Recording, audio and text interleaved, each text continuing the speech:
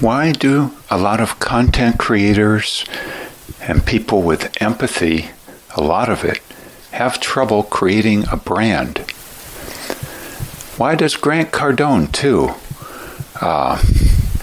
once struggling greatly with drug addiction, why does he talk, for instance, of how many don't want a presence on social media? Many don't want to be known for their virtues even, their strengths. Well, it strikes me too.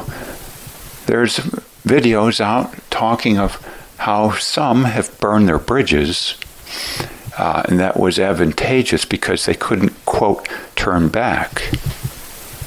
And yet, holding many of us back, I think, if wanting to put out a message, is this notion.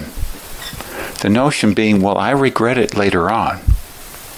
Well, I find out later that I had some misconception, or put it another way, some blind spot, or more than one blind spot, and acted, and some might say, acted rashly, or burned my bridges, and now I regret. And so this holds us back.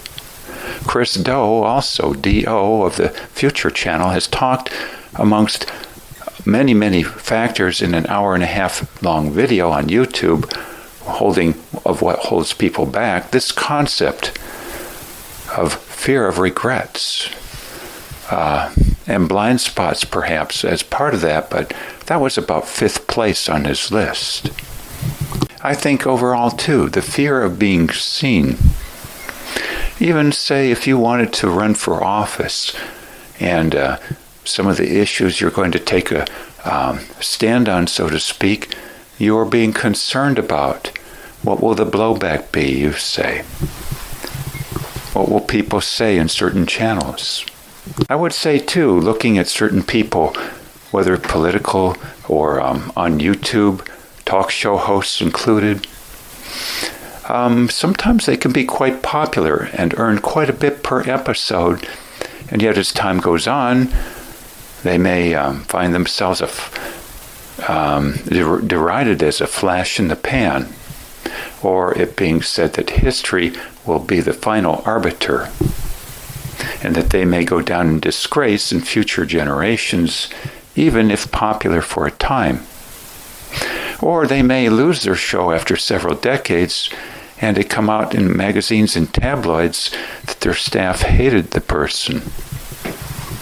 Now it strikes me, now at 61 and having struggled with this a lot myself, and call it what you will, getting more confidence or whatever, a kingpin issue is how much respect do we have for all people, not just some people, our little niche group. How well thus do we understand people in general and convey that we understand a considerable part of why they are who they are, what makes them tick, as was mentioned, by the way, in a movie over and over, or rather mini-series, The Thornbirds by Christopher Plummer, as a senior person in the Catholic Church.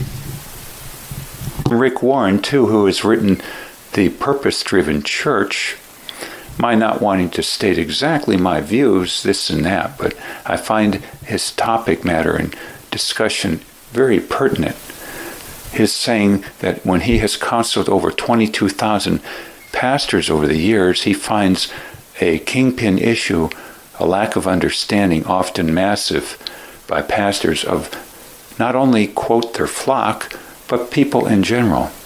His saying some pastors have never met a non-Christian, in fact, Rick Warren being a Christian in this case.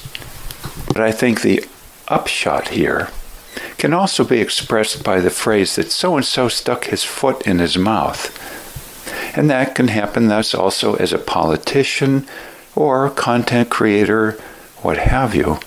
And this has also been shown on videos on YouTube as a topic matter when discussing how some actors and actresses lost their entire careers by one show on a primetime television special or whatnot. They probably, quote, stuck their foot in their mouth in certain respects, and there went their career, with, yes, a somewhat unforgiving set of people, but poof, it was gone. And so, this can even be said then that so-and-so has incited violence. How so? Perhaps in terms partly or largely disrespect conveyed, while truths conveyed at the same time.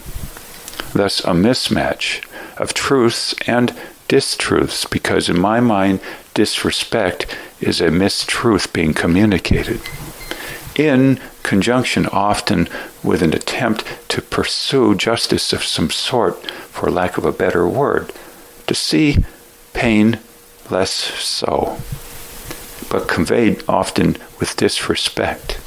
So to reiterate, there being considerable fear in many of us of saying this or that, lest we have a blind spot. And in my mind, more and more, this blind spot being particularly disrespect, and basically often a manner in which one conveys one is better than someone else in certain respects, and is putting others down also. This combination. Some would refer to it as healthy narcissism versus toxic narcissism, but I don't prefer these terms. I find them somewhat, quote, disrespectful. For if you were on the receiving end of being told by somebody that you're a narcissist, you would not be a happy camper, just like if someone said you were a sociopath. Another questionable term in my mind. For, let's say you stepped in a pile of quicksand, so to speak, or got hit by a lightning bolt, you probably wouldn't want to be told, if the lightning bolt, that you're a sociopath. You're simply a noxious influence, for whatever reasons, involving in part how it's perceived on the other end. I'm not going to go into my views of the component parts of disrespect, but in my mind, it has a whole lot, if not everything, to do with expecting someone to be what they can't be and aren't through one's word choice, often no fault of their own, because our words, questionably, some philosophers have said, are very clumsy. So what else do we have to work with? And that's a major bone of contention for me, that disrespect is a common parlance if you don't have respectful words to use in the first place.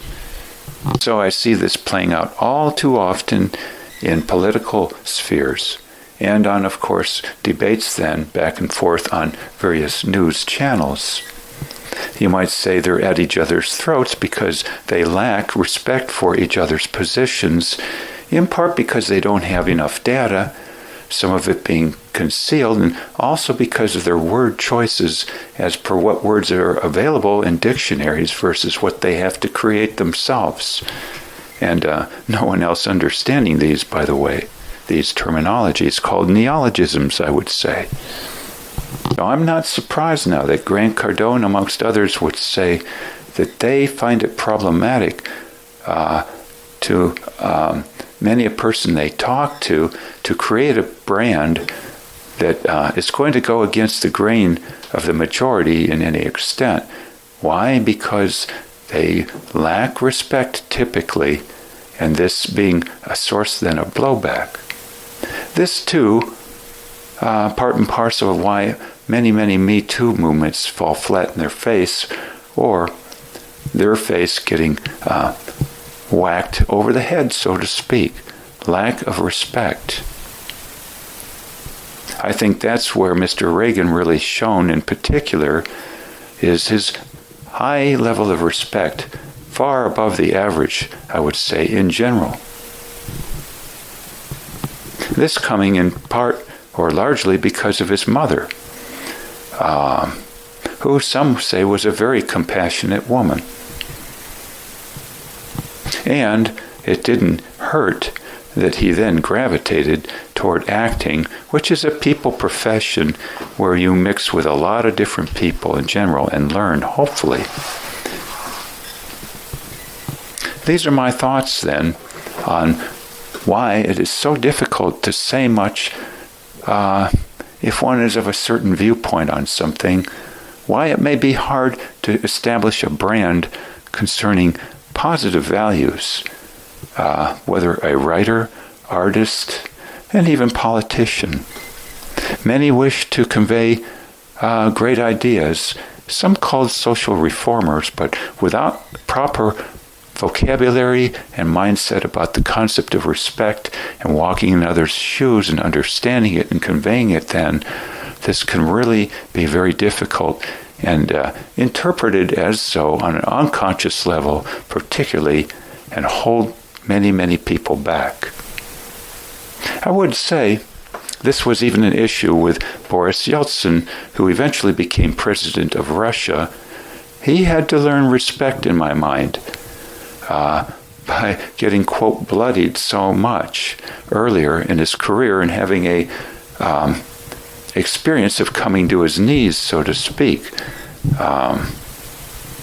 He was flummoxed and almost lost his life, but he had to thus learn where he went wrong. And in my mind, he had such a political comeback to the point of becoming president even by learning much more about how people function, work, walking in their shoes thus more and more. You can call it reinventing yourself, but in my mind it's reinventing a whole new set of data and understanding of people, and probably your vocabulary set too. And that's what made Mr. Yeltsin take off after a career collapse, basically. I would say maybe it was a good thing, though, that at least he put himself out there with his blind spots earlier, or he wouldn't have fallen so far, hurt so much, and had to have this thorn in the side stimuli to grow. For if you don't put yourself out there with your blind spots, what feedback will you get that can be considered very painful and a source of growth? We will simply be average in a sea of average, and have average levels of happiness and not so entertaining outcomes in old age, perhaps, too. Hence the concept of regrets in general. Thoughts to consider here.